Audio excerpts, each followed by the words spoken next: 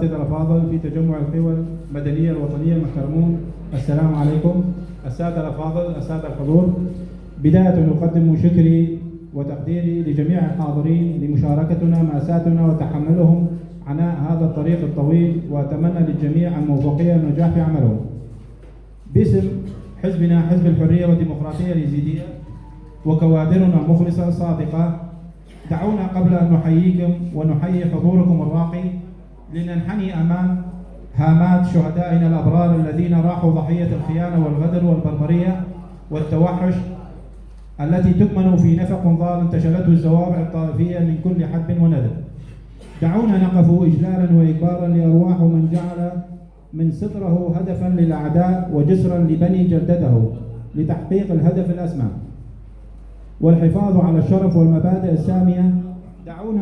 دعونا نحني قاماتنا ونوقد القناديل لقبورهم المقدسة ولعائلاتهم المنكوبة وحالاتهم البائسة، وبعدها نحيي حضوركم الراقي ولمواقفكم الشامخة وعطاءكم الزاخرة التي تعد كالوشم لن يمحوها الزمن ولن يمسحها اعتذار، وجذوركم الأصيلة التي تغوص في أعماق التاريخ.